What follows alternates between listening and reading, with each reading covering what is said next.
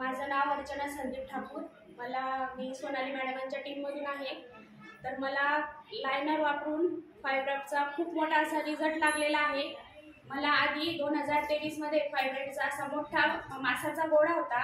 तर मला जवळजवळ 1 ते 1.5 लाख रुपये ऑपरेशनला लागले। पण तरी पण माझ्या मिस्टरांनी ते करून घेतलं की आज मी माझ्या लहान मुलांसाठी पण हे लायनर मला कांचनीने सजेस्ट केलं की ताई तुम्ही हे वापरा, तुम्हाला म्हणजे फरक पडेल याचा। माझं ऑपरेशन झालं। ऑपरेशन नंतर मला परत 6 महिन्यानंतर परत तसं झालं, मला फायब्रॉइडच्या परत 2 गाठी आल्या। डॉक्टरांकडे गेल्यानंतर डॉक्टरांनी मला सांगितलं की तुम्हाला एक आपल्या हरभरा वाटाणा असतो ना, तेवढी एक गाठ आहे, त्याच्यावर थोडी मोठी गाठ आहे।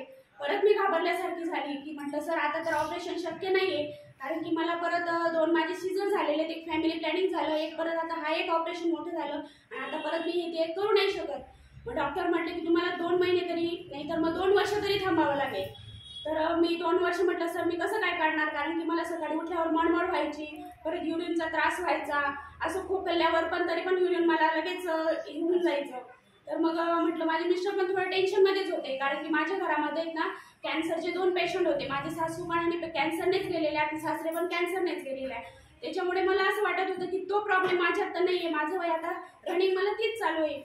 तर मिस्टरांनी मला थोडा धीर दिला की नको तू घाबरू, आहे ना मी आहे की मी तुला जेवढं तुला खर्च लागेल। माझ्या मिस्टरांनी खूप मोठे मोठे दवाखाने केले, पण नेमकं असं झालं की मी हे लायनर वापरलं आणि लायनर वापरून याच्यामध्ये मला तिने सांगितलं की ताई फक्त 18 पॅड आहेत, तुम्हाला जर याचा फरक 10 ते 15 दिवसातच पडेल, तुम्ही वापरून बघा। म्हटलं ठीक आहे, वापरायला काय हरकत आहे। 175 मी माझ्या मिस्टरांनी जर एवढा 1-1.5 लाख रुपये खर्च केलाय तर 175 ला काय हरकत आहे।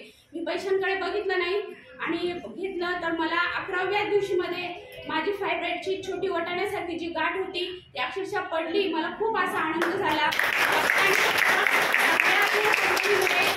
सोनाली मॅडमांना खूप धन्यवाद, कांचन सोनवलेला पण खूप धन्यवाद मानते। आणि माझा जेवढा यांना मला सांगता येईल की खरंच तुम्हाला जर कोणाकडे हा फायब्रॉइडचा जर त्रास असेल, तुमच्यामुळे फॅमिलीचा जर असं म्हणजे हे होत असेल की नाही या स्त्रीमुळे पूर्ण फॅमिली हे व्हायला पाहिजे, तर खरंच त्यांना सांगा आणि माझा हा फीडबॅक सगळीकडे शेअर करा। धन्यवाद।